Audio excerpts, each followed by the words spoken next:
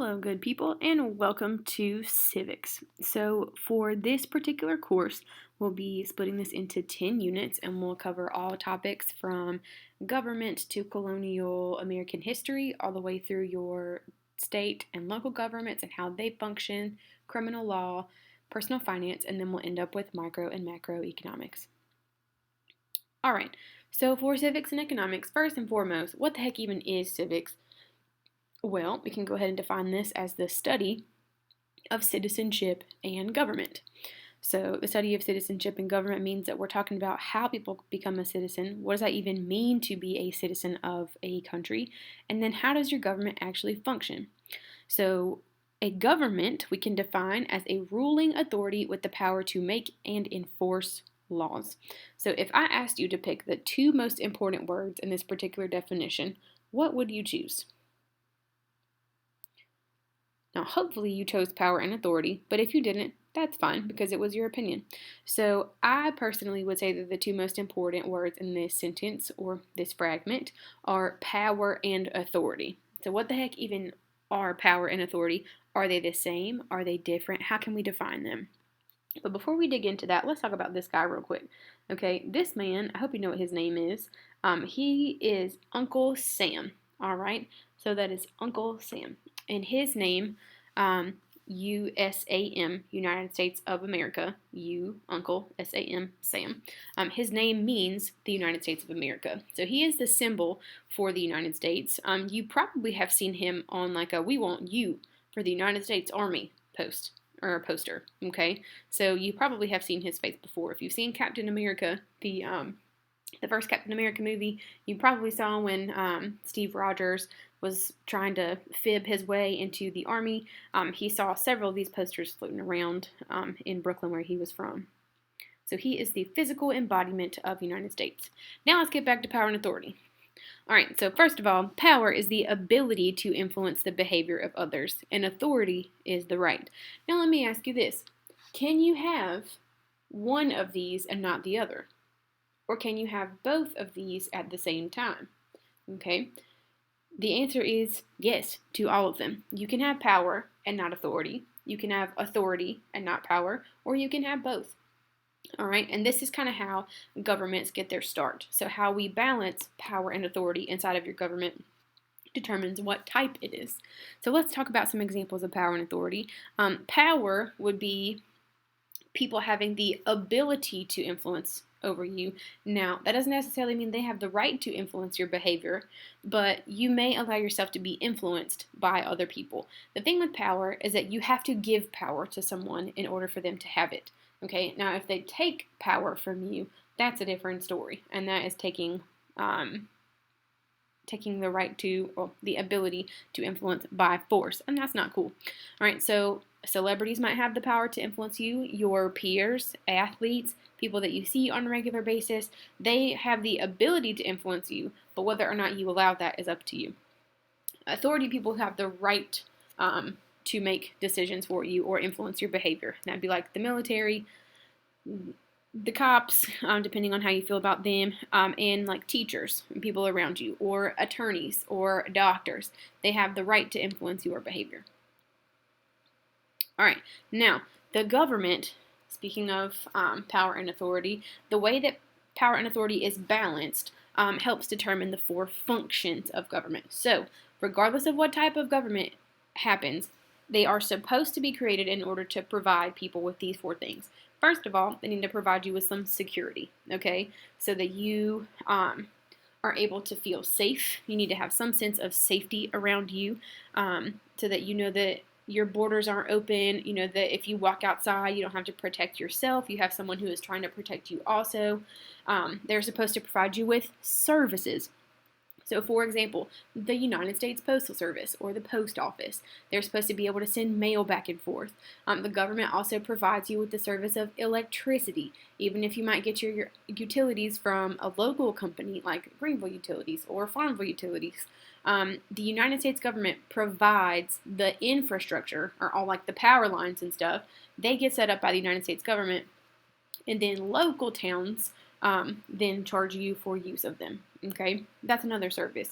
or like trash pickup, okay, so that you don't have trash all out in the street all day. That's another service that government provides for us. All right, order is another one, so that you don't walk outside into the purge every day, okay? And then also public policy. There's just basically some rules for general people to follow, okay? So some general rules for people to follow. Can't talk today. Now, this does not mean that that always occurs, okay? So for example, Flint, Michigan is a great example of how services were not provided to people. Flint, Michigan has not had clean water coming out of their faucets for at least 3 years. Okay, it's been at least 3 years since Flint, Michigan has had clean water.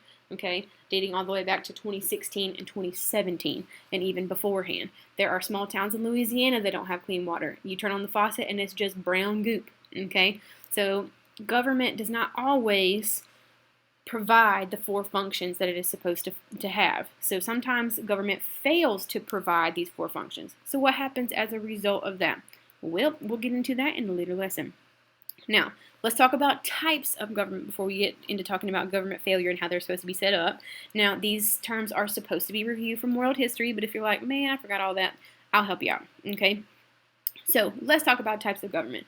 The first 4 we're going to speak on, this is a question of who rules. Is it the people? Is it one person? Is it religion? We don't know, okay? So, the first one we're going to talk about is theocracy, or rule by religion. And don't worry if you can't see these, I'm going to zoom in. A dictatorship is ruled by force. Democracy is ruled by the people. And then monarchy is ruled by a king or queen, and they usually inherit the throne. Now let's dig into it, okay? So for theocracy, this is ruled by religion, okay? So some examples of these would be Saudi Arabia and Iran. Okay, so sometimes theocracy is also accompanied by a monarchy. So sometimes people rule by religion through a king or a queen. Okay, so for example, Saudi Arabia has a monarchy, and this guy on the left here, this is King Salman Al Saud of the House of Saud, and his family, his ancestors, his dad, granddad, great-granddad, so on and so forth, have been ruling this little yellow chunk over here in the Middle East for thousands of years. Thousands, okay? So King Salman doesn't just like pop out one day and is like, you know what, here's a new rule that everybody has to follow. That's not really his style, okay? He goes by religious law, and he is Muslim, so he follows Sharia law, which is the law code set up by the religion of Islam, okay? So since he is Muslim, he does follow Sharia law, and he enforces Sharia law on his people, okay? Now, on the other hand, sometimes theocracy is not accompanied by a monarchy, and that would be like this man over here. He is the supreme leader of Iran, but they call him the Ayatollah. They don't call him a king, they call him supreme leader. This is Ali Khamenei, all right? So these 2 guys have 2 different styles of Islam. This guy over here, Salman, is Sunni, and this guy over here, supreme leader Ayatollah, is Shia, okay? And we'll get into that later on. But they rule their nations with a little bit different rules. But anywho, the religious system that everybody has to follow if you live over here in Iran or over here in Saudi Arabia is a religious code. All right, now let's talk about a dictatorship. This is rule by force, okay? And let's talk about some current heads of state and dictators. All of these red countries are ruled by some sort of dictator, okay? All right, let's go down and see if we can talk about them. All right, so for example, you could probably go ahead and say that the person who is the president of Afghanistan, President Ahmadzai, they say that they're a president. They're really not. They're a dictator, okay? President of Afghanistan is that way. President of Algeria is that way. Let's see. Is there one that's more familiar? All right, this man is the president of China. All right, the formal state name for China is the People's Republic of China. There is not nary a bit of People's Republican going on, okay? It's kind of stressful. Miguel Diaz-Canel is the guy who has inherited Cuba from Fidel Castro's brother, Raul. Let's see, any other ones that we can talk about? See, there we go. Supreme Leader of Iran. His title is Supreme Leader, okay? President of Kazakhstan is that way as well. Any more? There we go. King Salman Al Saud. He has passed the throne to King Salman at this point. So this is Salman's dad, Abdullah Aziz Al Saud. Oh, and this guy, who is the current president of Syria, who is actually a dictator. All right, this is Bashar al-Assad. So notice how a lot of these say they're president or prime minister or chairman or something like that. But in reality, they're not actually presidents. They're really dictators. Okay, so they have snatched power from someone and have used it to try and create authority. All right, let's bop down here to democracy. This is rule by the people, okay? Rule by the people. Here's the deal. There are two types of democracy, representative and direct democracy. Now, we have one of these two in the United States today. Do you know which one it is? I hope so, because there's a question coming up. If you said representative, give yourself a high five. You're correct, okay? So representative democracy means, since the people rule, the people get to vote for who they want to lead them instead of being told, oh, this is your dictator, this is your president. They get to choose instead, okay? So citizens elect people called representatives. I'd highlight this word if I were you. It's real important, okay? Just saying. They elect people to rule on their behalf.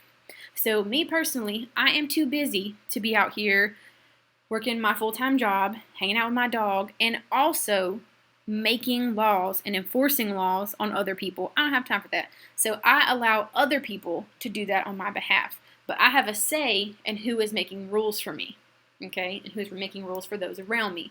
I get to show my voice and my opinion on how that happens by voting, okay? So this is also known as a republic, okay? So people are like, we're a democracy. Nope, okay, we are a representative democracy. And another word for this is a republic. All right, so let's talk about the best and worst countries for democracy. If you're like, we're number one, we got a lot of freedom. Do we though? We are 25th on the World Index for Freedom in a country, okay? So the one who has the most freedom is actually Norway, up there in Scandinavia. All right, so these three are Scandinavian, well, this one is popped out in the middle of the ocean, but these two are in Scandinavia. Another Scandinavian one, Ireland, the one that is not attached to Great Britain and the Queen, and then New Zealand, out in the middle of the Pacific. All right, so a direct democracy, on the other hand, is when people rule themselves. There are no representatives. You represent yourself. You rule yourself. You are the one who's creating laws for yourself to follow. Okay, there's a little town in Switzerland that follows this. And these are people actually standing and voting outside in an open air assembly. So this is a little town. I cannot pronounce all of the German words that come before it because people in Switzerland speak French and or German, sometimes English. They're just kind of a mixed bag. This particular town is called Garus, all right? And it's a little baby town in the mountains of Switzerland. See, little mountain, little hill. And they get in this big assembly every time they need to vote on something, and people raise their hands if they agree and keep them down if they disagree. And the people, you can't see this in this particular picture, but the people who count all the votes, there's like this is a big circle, like a big long oval, and they stand on like a little podium over here, and they determine whether or not there was a majority vote, okay? So the people rule themselves. Kind of wild. All right, the last one we'll talk about in part one is rule by king or queen, and they usually inherit the throne. And this is a monarchy, okay? Oh man, those are backwards. All right, so an absolute monarchy, since there are two types of this as well, means a monarch has complete power, 100%. King Salman Al Saud in Saudi Arabia, he has complete power. If you disagree with him and you disagree publicly and verbally against him, there is a strong chance that you will disappear. Okay, right now a constitutional monarchy is a little different. The monarch can't be out here like beheading people that disagree with them. The monarch's power is limited by a constitution with the people. And in your note sheet, you'll see there's a little box out to the side that says, what is a constitution? Well, it is literally, please be sure you're listening. This is a listening check. It is a piece of paper with rules. That's all it is. A piece of paper with rules. And this particular piece of paper with rules limits what the monarch is allowed to do. Okay, so some types of monarchies around the world, there's a whole bunch of them. But all this purple is constitutional, and the orange one over here is absolute. And then there's some green constitutional monarchies out and about. All right, and that has been part 1.